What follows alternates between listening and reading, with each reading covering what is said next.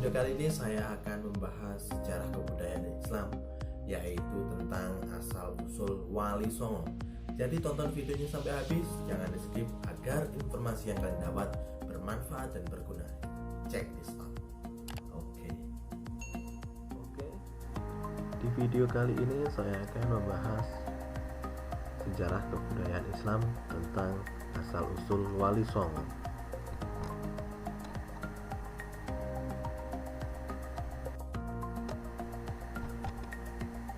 Yang pertama yaitu pengertian Wali Songo. Wali Songo terdiri dari dua kata, yaitu wali dan songo. Kata wali berasal dari bahasa Arab yang memiliki arti kekasih atau dalam kurung kekasih Allah Subhanahu wa Ta'ala.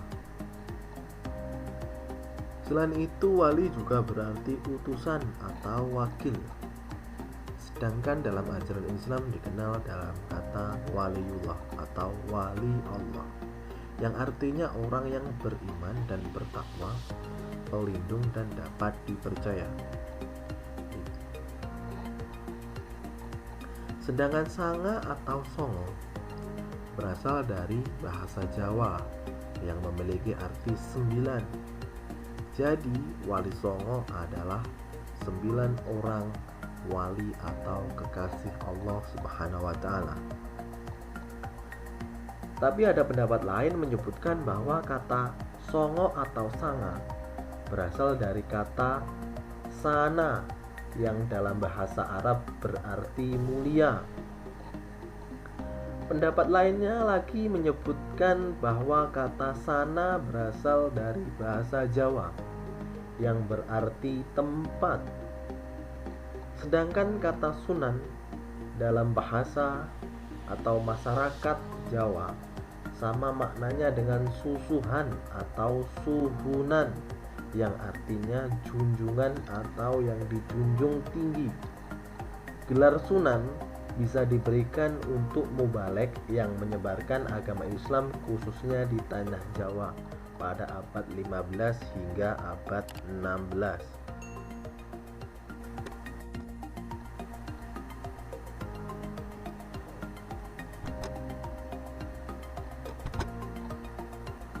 Para wali songo ada 9. Yang pertama yaitu Sunan Gresik atau Maulana Malik Ibrahim. Yang kedua Sunan Ampel atau Raden Rahmat. Yang ketiga Sunan Giri atau Raden Ainul Yakin. Yang keempat Sunan Bonang atau Raden Makdum Ibrahim. Yang kelima Sunan Derajat atau Raden Hasim. Yang keenam Sunan Kudus atau Syekh Jafar Shodiq. Yang ketujuh Sunan Muria atau Raden Umar Syed. Yang kedelapan Sunan Kalijaga atau Raden Mas Syed. Yang terakhir atau yang kesembilan yaitu Sunan Gunung Jati atau Raden Hidayatullah atau Fatahillah. Itu tadi nama-nama wali songo.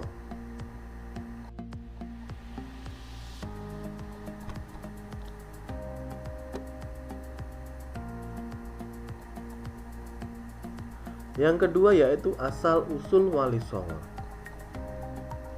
Dalam kitab Kanzul karya Ibnu Batutah disebut bahwa Khalifah Utsmaniyah pada masa dulu telah mengirimkan sejumlah ulama ke wilayah Nusantara. Ulama-ulama ini dikirim oleh Khalifah umat Islam saat itu yaitu Muhammad I. Hal itu terbukti dengan adanya surat yang dikirimkan Sultan Muhammad I kepada para wali atau gubernur yang ada di wilayah Afrika dan Timur Tengah. Sultan Muhammad I meminta agar mereka memilih beberapa ulama terbaik untuk bisa diikutsertakan dalam perjalanan menyebarkan Islam ke wilayah timur, yaitu wilayah Nusantara. Menurut Muhammad Yasir atau sejarawan muslim dan budayawan yang juga penasihat Sri Sultan Hamengkubuwono X, Beliau mengatakan bahwa para ulama yang diutus oleh Sultan Muhammad I adalah ulama-ulama pilihan. Mereka tidak hanya ahli dalam bidang agama Islam, namun juga menguasai bidang-bidang tertentu. Tujuan diutusnya para ulama tersebut adalah agar membangun dan mengembangkan peradaban Islam di berbagai wilayah utusan. Para ulama tersebut ada yang ahli dalam pertanian, ada yang ahli tata negara, ada yang ahli dalam irigasi, ada yang ahli dalam pengobatan, dan lain sebagainya. Mereka berasal dari berbagai wilayah seperti Turki, Maroko, Thailand, Filipina, Myanmar, Palestina, dan Mesir. Wali Songo dikenal sebagai penyebar agama Islam di tanah Jawa pada abad ke-14. Mereka tinggal di 3 wilayah penting pantai utara Pulau Jawa, yaitu Surabaya, Gresik, Lamongan, dan Tuban. Dan ada juga yang di Jawa Tengah seperti Demak, Kudus, dan Muria. Di Jawa Barat juga ada, yaitu Cirebon. Era Wali Songo adalah era berakhirnya dominasi Hindu-Buddha dalam budaya Nusantara untuk digantikan dengan budaya Islam. Mereka adalah simbol penyebaran Islam di Indonesia, khususnya di Pulau Jawa. Tentu banyak tokoh lain yang juga berperan, namun peranan mereka yang sangat besar dalam mendirikan kerajaan Islam di Jawa. Juga pengaruhnya terhadap kebudayaan masyarakat secara luas membuat para Wali Songo ini lebih banyak disebut dibanding yang lain. Jadi dalam penyebaran Islam, Sultan Muhammad I mengirimkan sejumlah ulama di wilayah Nusantara. Pengirimannya tersebut dilakukan dalam 2 periode. Periode pertama, pada periode ini dikirim 9 ulama yang dipimpin oleh Syekh Maulana Malik Ibrahim.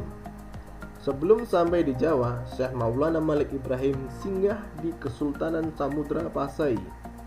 Sampai di sana bertemu dengan Sultan Zainal Abidin Bahyan Shah untuk kemudian diantarkan ke Pulau Jawa. Syekh Maulana Malik Ibrahim kemudian turut membantu berdirinya sebuah kekuasaan politik Islam di Jawa yang dinamakan Kesultanan Demak. Periode ini terdapat 9 ulama yang diikut sertakan dalam penyebaran agama Islam, antara lain Maulana Malik Ibrahim dari Turki, Maulana Ishaq dari Samarakat, Maulana Ahmad Jumadil Kubro dari Mesir, Maulana Muhammad Al-Maghribi dari Maroko, Maulana Malik Israel dari Turki, Maulana Muhammad Ali Akbar dari Persia, Maulana Hasanuddin dari Palestina, Maulana Aliuddin dari Palestina, dan yang terakhir yaitu Syekh Subakir dari Iran. Itu para ulama yang diikut sertakan dalam penyebaran Islam di periode pertama. Sekarang periode kedua. Pada periode ini terdapat 3 wali yang masuk ke Nusantara dengan tujuan menggantikan 3 anggota wali yang telah wafat. Ketiga ulama tersebut ialah Raden Ahmad Ali Rahmatullah menggantikan Maulana Malik Ibrahim, Syed Ja'far Shadiq menggantikan Maulana Malik Israel, Syarif Hidayatullah menggantikan Maulana Malik Akbar. Pada periode-periode berikutnya, masuklah beberapa ulama menggantikan wali yang telah wafat. Tujuannya apa? Agar ajaran Islam yang telah diajarkan oleh ulama sebelumnya tetap berlanjut dan berkembang. Adapun strategi yang digunakan para wali dalam menyebarkan agama Islam terdapat berbagai macam cara. Ada yang menggunakan strategi perdagangan, strategi pernikahan, dan juga yang menggunakan strategi dakwah melalui sarana budaya. Pada umumnya strategi pernikahan dilakukan di wilayah kerajaan dengan menikahi putri para pembesar kerajaan yang bercorak Hindu. Jadi sebelum menikah, ulama tersebut mendakwai para raja-raja Hindu tersebut, sehingga setelah rajanya masuk Islam, dalam menyebarkan agama Islam kepada rakyatnya akan lebih mudah. Nah, seperti itu. Di video kali ini materi yang saya sampaikan cukup sampai di sini. Semoga bermanfaat untuk kalian. Jangan lupa klik tombol subscribe dan jangan lupa aktifkan loncengnya agar kalian tahu video terbaru dari saya. Cukup sekian. Wassalamualaikum warahmatullahi wabarakatuh.